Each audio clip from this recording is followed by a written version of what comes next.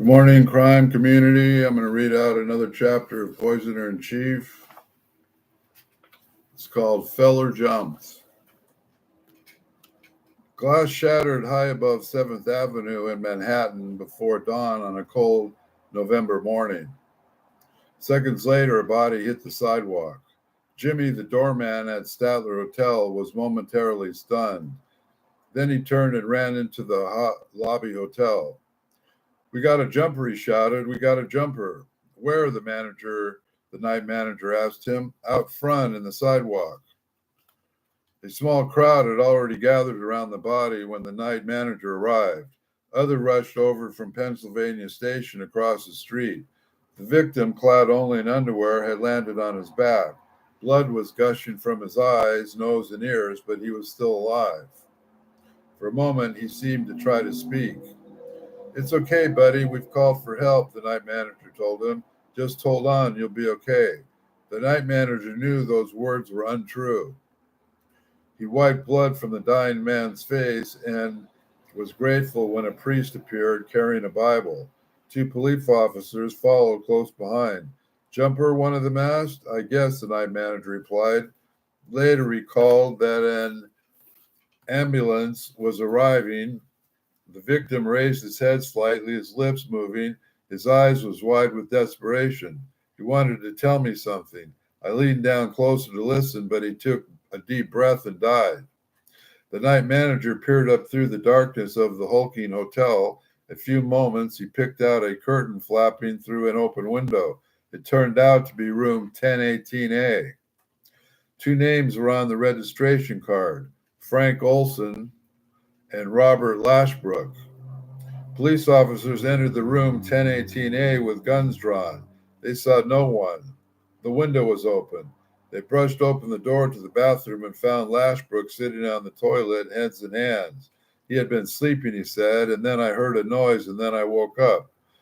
"The man that went out the window, what was his name?" one officer asked. "Olson," came the reply. "Frank Olson." "And you say you didn't see Mr. Olson go out the window?" "No, I didn't." "You didn't think I'm going down to check on Mr. Olson?" "I looked out the window and saw him lying there. There were people running from the station." "What could I have done?" "I could see that he had help. I thought it was best to wait here." The night manager, who observed this conversation, was suspicious. "In all my years in the hotel business," he later recalled, "I've never encountered a case where someone got up in the middle of the night, ran across a dark room in his underwear, avoiding two beds, and drove straight through a closed window with the shade and curtains drawn." Leave the police officers to return to the lobby on a hunch, asked the telephone operator if any calls had recently been made from room 1018A. "Yes," she replied. She had eavesdrops, not an uncommon practice in the era when hotel phone calls were routed through a switchboard. Someone in the room had called a number on Long Island, which had listed as belonging to Dr. Harold Abramson. "Well, he's gone," the caller had said. Abramson replied, "Well, that's too bad." To the first police officers in the scene, he seemed like another of the human tragedies that were said too often. A distressed or distraught man had taken his own life. They could not have known that both the dead man and the survivor were scientists who helped develop one of the U.S. government's most highly classified intelligence programs. Early in the morning, one of Olson's close colleagues drove to Maryland to break the terrible news to the dead man's family. He told Alice Olson and her three children that Frank Feller jumped to his death from a hotel window. Naturally, they were shocked, but they had no choice other than to accept what they were told. Alice did not object when told that, given the condition of her husband's body, family members should not review it. The funeral was held with a closed casket. There, the case might have ended. Decades later, however, speculative revelations cast Olson's death in a completely new light. From a CIA admitted that shortly before he died, his colleagues had lured him to a retreat and fed him LSD without his knowledge. It turned out that Olson had talked about leaving the CIA and told his wife that he had made a terrible mistake. Slowly, a counter narrative emerged. Olson was disturbed about his work and wanted to quit, leading his comrades to consider him a security risk. All of this led to him room 1018A. His story is one of MK Ultra's deepest mysteries. Frank Olson, a child of Swedish immigrants, grew up in a lumber town in Lake Superior. Chemistry was his way out. He was a dedicated, thorough, not brilliant student, earned his PhD in the University of Wisconsin in 41, married a classmate, and took a job at Purdue's University Agricultural Experimentation Station. He had enrolled in the Reserve Officers Training Corps. He helped pay his college costs, and soon after the United States entered World War II, he was called to active duty as a lieutenant in order to report to Fort Hood in Texas. He was in training when in December 26, 42, he received a fateful call from Ira Baldwin, who had been his thesis advisor at the University of Wisconsin. Baldwin had just been drafted into the war effort and decided to begin urgent research into biological warfare. He wanted Olson, who had studied aerosol delivery systems at Wisconsin, to join him. At Baldwin's request, the Army transferred Olson to Edgewood Arsenal in Maryland. A few months later, the Chemical Corps took over nearly Camp Detrick and established its secret biological warfare laboratories there. Olson was one of the first scientists assigned to Camp Detrick. Construction was still underway when he moved in. At Camp Detrick, Olson began working with handfuls of colleagues who would accompany him throughout his clandestine career. One was Harold Abramson, who on the morning of Olson's death, a decade later, would receive a cryptic message, "Well, he's gone." Others included ex-Nazis who had been brought to the United States on Operation Paperclip contracts. For a time, when they worked on aerosol technologies, ways of spraying germs or toxins on enemies to defend against such attacks, later Olson met the American intelligence officers who had experimented with truth drugs in Europe. Just as we were speculated about the atomic bomb project, you have friends who are psychics major, and they all go to Los Alamos. We know when we came here, Alice Olson said years later, all the wives said they must be working on germ warfare. Olson was discharged from the Army in 44, but hardly noticed the change. He remained at Camp Detrick on a civilian contract, which continued his research in aerobiology. Several times he visited the secluded drugway proving ground in Utah, which was used for testing living biological agents, munitions, and aerosol cloud production.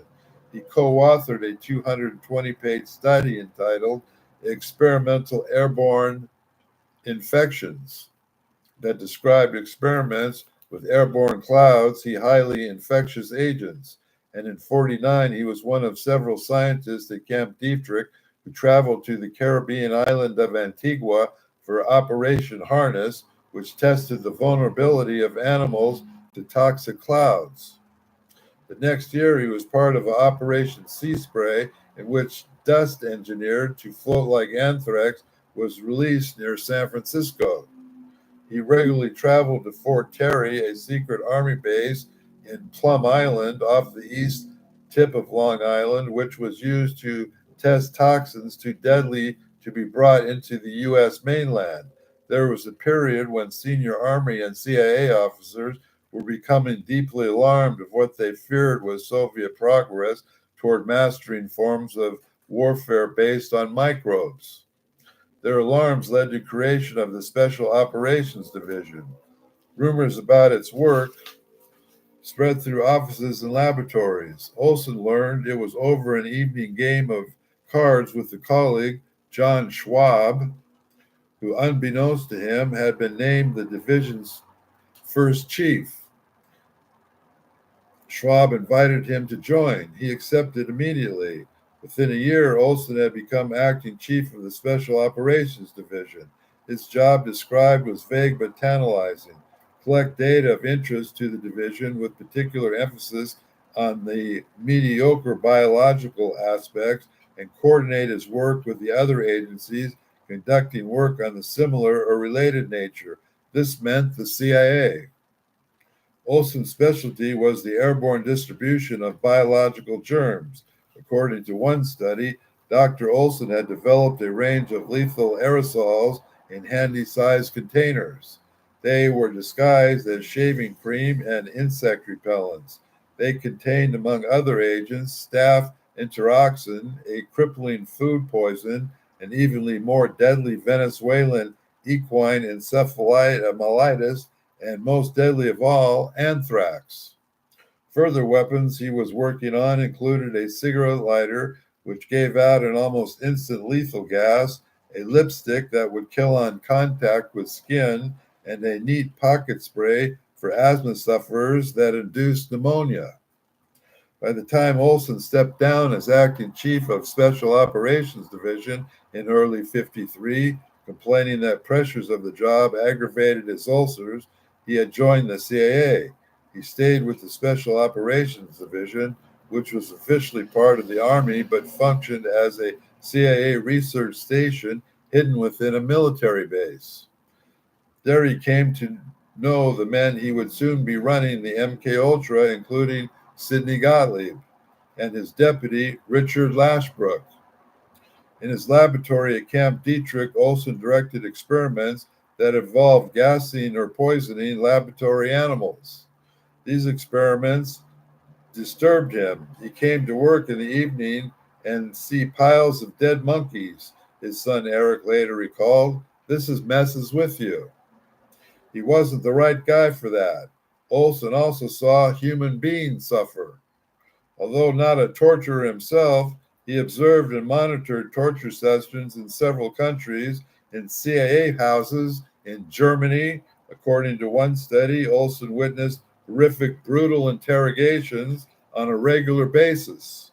Detainees who were deemed expendable, suspected spies or moles, security leaks, etc., were literally interrogated to death in experimental methods by combining drugs, hypnosis, and torture to attempt to master brainwashing techniques and memory erasing.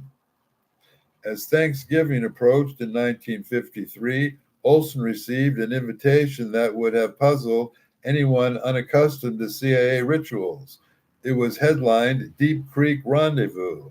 Olson and 8 other workers were invited to gather on Wednesday, November 18th, for a retreat at a cabin on Deep Creek Lane in western Maryland. Cabin will have atmosphere, a little bit of Berkeley and a little bit of Oakland. The invitation said there were detailed driving directions from Washington to Frederick, Maryland. At the bottom was a striking notion: camouflage. Winter meetings of scriptwriters, editors, authors, lecturers, sports magazines, remove CD, Camp Dietrich, decals from cars. The 2-story cabin at Camp Dietrich Lake was in what was then a forested area, perched on a steep hillside that slopes down toward a landing on the lakefront. According to the rental agency, it accommodates up to 10 persons in 4 bedrooms, living room, bathroom, kitchen, and large stone fireplace, chestnut paneling with electric range and refrigerator. All of the appointed date, November 18. Olson was waiting at his home in Frederick when Vincent Rouet, who had replaced him as chief of Special Operations Division, pulled up outside. They made the 36-mile drive to Deep Creek Lake together. Other guests filtered in direction the afternoon. The retreat was one of the series that Gottlieb convened for every month. Officially, he was coming together of 2 groups: 4 CIA scientists from the technical services staff, which ran the MK Ultra, and 5 Army scientists from the Special Operations Divisions at the Chemical Corps. In reality, these men worked so closely together that they were comprised a single unit. They were comrades in search of cosmic secrets. It made sense for them to gather, discuss their project, and exchange ideas in a relaxed environment. The first 24 hours of the Deep Creek Lake retreat was uneventful. The Thursday evening, the group gathered for dinner and then settled back for a round of drinks. Robert Lashbrook, Gottlieb's deputy, produced a bottle of Cointreau and poured glasses for the company. Several, including Olson, drank heartily. After 20 minutes, Gottlieb asked when anyone was feeling old, feeling odd. Several said they were. Gottlieb was told then that their drinks had been spiked with LSD. The news was not well received. Even in their altered states, the unwilling subjects, now witting, could understand what had been done to them. Also, Olson was especially upset. According to his son Eric, he became quite agitated and was having a serious confusion with separating reality from fantasy. Soon, though, he and his others were carried away into a hallucinatory world. Gottlieb later reported that they were boisterous and laughing, unable to continue the meeting or engage in sensible conversations. The next morning, they were in only slightly better shape. The meeting broke up. Olson headed back to Frederick. By the time he arrived, he was a changed man. At dinner with his family that night, Olson seemed distant. He said nothing about his trip, could not focus on his children, and refused to eat, even the apple pie Alice had prepared as a special treat. She tried to draw him out, but he stared vacantly into the air. I've made a terrible mistake, he blurted out. What did you do? She asked. Did you break security? No. Did you falsify data? You know I wouldn't do that. I'd tell you later after the kids go to sleep. Later, though, Olson told his wife nothing. His puzzled admission came to haunt the case. What terrible mistake had he made? Decades later, after a lifetime of immersion into the story of his father's death, Eric Olson settled on an answer. I think what happened was that at Deep Creek meeting, they gave Frank a chance to recant. I don't know whether he said, fuck you, but in any case, he wouldn't do it. And then when he got home, he had second thoughts. He began to realize that this could have really heavy implications for him and his family. The terrible mistake that was that he didn't recant. In a broader sense, it was that he really didn't understand the people he was dealing with. He thought his opinions would count for something, but their attitude was, you might make this shit, but we control the operation and we don't take any crap from scientists. It wasn't until the last minute that he realized what he was up against. The weekend after the encounter at Camp Dietrich Lake was difficult for both husband and wife. On Sunday evening, in an effort to escape the gloom, they decided to see a movie. The new film called Martin Luther was playing at a nearby cinema. It was eerily appropriate. The story of a man stricken by conscience who decides to risk everything by proclaiming what he believes. If I have spoken evil, bear witness against me, Luther tells his inquisitors in a climactic scene. I cannot and I will not recant. Here I stand, I can do no other. Help, God help me. That scene jarred both husband and wife. I think we made a poor choice of movie, Alice told her husband as they returned home. The next morning, October 23rd, Olson showed up early at Camp Dietrich.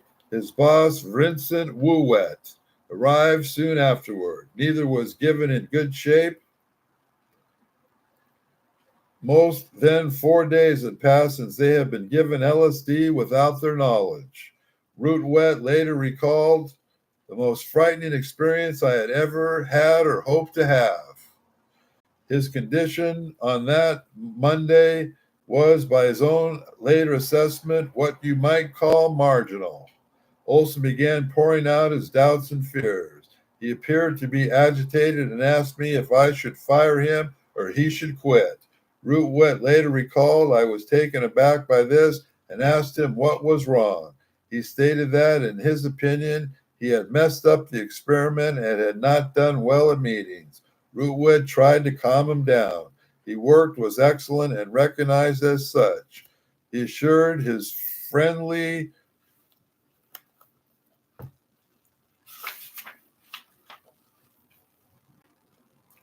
His condition on that Monday was, at his own later assessment, what you might call marginal.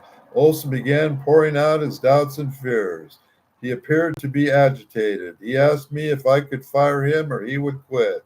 Rootwet later recalled, I was shaken aback by this and asked him what was wrong.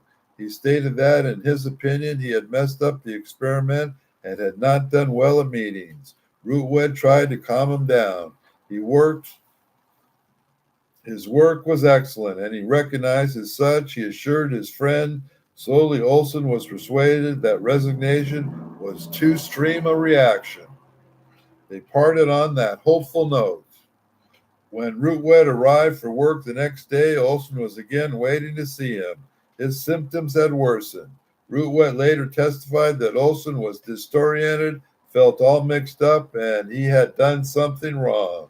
And he concluded that he was incompetent to do the type of work he was doing. By this time, MKUltra had been underway for 7 months. It was one of the government's deepest secrets, guarded by security that was, as Olson had been told when he joined the Special Operations Division, tighter than tight. Barely 24 men knew its true nature. 9 had been at Camp Dietrich Lake. Several of those had been surreptitiously dosed with LSD. None of them seemed out of control. There was no light matter for men who believed that the access or failure of MKUltra might determine the fate of the United States and all humanity.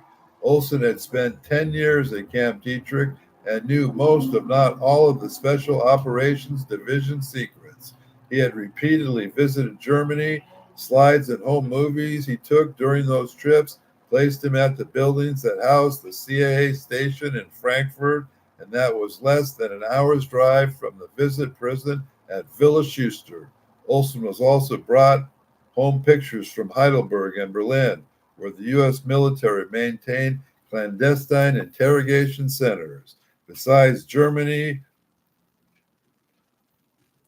his passport showed visits to Berlin, Norway, Sweden, and Morocco. He was one of the Special Operations Division scientists who were in France in August of 1951 when an entire French village, Point Saint-Esprit, was mysteriously seized by mass hysteria and violent delirium that affected more than 200 residents and caused 7 deaths. The cause was later determined to have been poisoned by ergot, the fungus from which LSD was derived. Perhaps most threatening of all Americans' force did indeed use biological weapons during the Korean War. There was a circumstantial evidence, but no proof. Olson would have known. The prospect that he might reveal any of what had been done or seemed was terrifying. He was very, very open and not scared to say what he thought. Olson's friend and colleague Norman Korneuer later recalled, he did not give a damn. Frank Olson pulled no punches at any time. That's what they were scared of, I am sure. He did speak up any time he wanted to. Olson's doubt deepened in 1953 and folded. In the spring, he visited the top-secret British microbiology research establishment at Porton Down in southwest of London, where government scientists were studying the effects of Satan and other nerve gases. Sarin. On May 6 of September, on May 6, a volunteer subject, a 21-year-old soldier, was dosed with sarin gas there, began foaming at the mouth, collapsed in convulsions, and died an hour later. Afterward, Olson spoke about his discomfort with the psychiatrist who helped direct the research, William Sargent. A month later, Olson was back in Germany.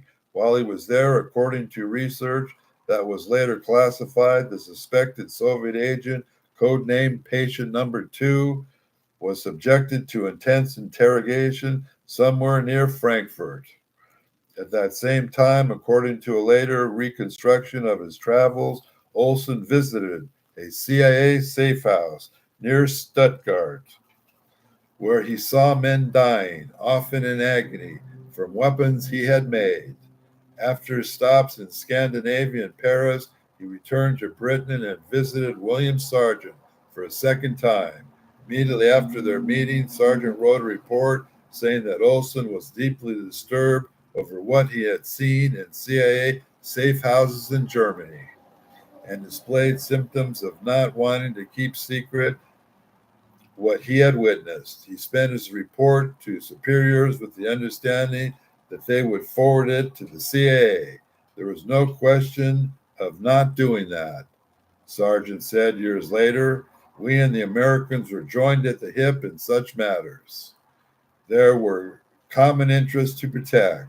Soon after Olson returned, he sought out his old friend Kornoyer. He was troubled. Kornoyer remembered years later, he said, Norm, you would be stunned by the techniques that they used. They made people talk. They brainwashed people. They used all kinds of drugs. They used all kinds of torture. They were using Nazi. They were using prisoners. They were using Russians.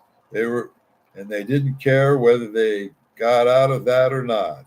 In another interview, Courtney said that Olson just got involved in it in a way that he wasn't happy about it, but there was nothing he could do about it. He was CIA, and they took it to the end. He said, Norm, do you ever see a man die? I said, no. He said, well, I did. Yes, they did die. Some of the people they interrogated died. You can imagine the amount of work they did on these people. He said that he was going to leave. He told me that. He said, I am getting out of that CIA, period. We're going to end here and continue on with Feller Jumped another time. Frank Olson was the one guy that the government of the United States apologized to his family for, and they gave him a bunch of money, but they never said, I murdered your father. I unalived your father. Why couldn't they tell him? We'll pray for all the children and family. And if you like my stream and enjoy any truth here, like and subscribe. Thank you.